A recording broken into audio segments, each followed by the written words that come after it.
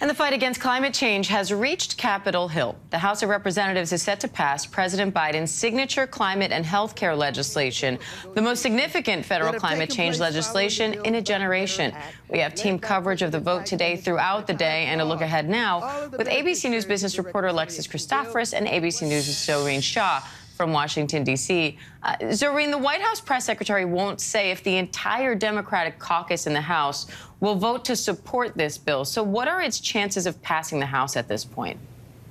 Yeah, it was really interesting. She was asked repeatedly this morning about that, Diane. I mean, as we know, the Senate passed the Inflation Reduction Act on Sunday, but it barely passed. It was a 50-50 vote. Vice President Kamala Harris had to break the break the vote, as she has many times before. And it was after a 16-hour vote-a-rama, as they call it. And Dems still didn't get everything they wanted. They wanted that $35 inflation cap, which actually some Republicans wanted as well, but they weren't able to get that through. It was an incredibly close vote. And then you have the press secretary this morning not saying if it has full Dem support, which just highlights how incredibly close this vote will likely be today.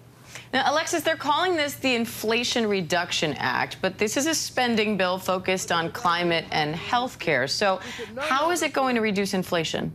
Right. I know it's called the Inflation Reduction Act, but a number of economists believe that's a misnomer. And we have a number of independent economic organizations like the Congressional Budget Office running the numbers in that legislation. And they believe over time it will have just a minimal impact on inflation. What this legislation will not do directly is bring down high prices for food, gas, rent, furniture, all the things that we are struggling with right now. So the president's saying that this will bring immediate relief. You're saying economists are not agreeing with him on that. I think immediate is stretching it. I know that the Democrats want voters to have this top of mind when they head to the polls for the midterm elections. A lot of Republicans are saying there are parts of this bill that are an overreach on the part of the government. In terms of timing, there are pockets of the economy that will be impacted over the long term, like health care. The government can't even begin to start negotiating those health care costs for years. The cap for Medicare recipients on their premiums and on insulin won't take effect for a couple of years. So it will happen very slowly and over time. All right. And Zohreen, what's the reaction this act is getting from both sides of the aisle in Washington?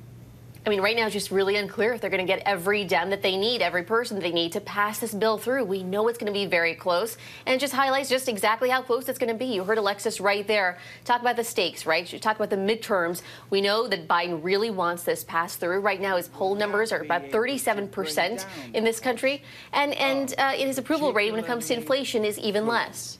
All right, Alexis Christoforous, Zohreen Shah, thank you both. Hi, everyone. George Stephanopoulos here. Thanks for checking out the ABC News YouTube channel. If you'd like to get more videos, show highlights, and watch live event coverage, click on the right over here to subscribe to our channel. And don't forget to download the ABC News app for breaking news alerts. Thanks for watching.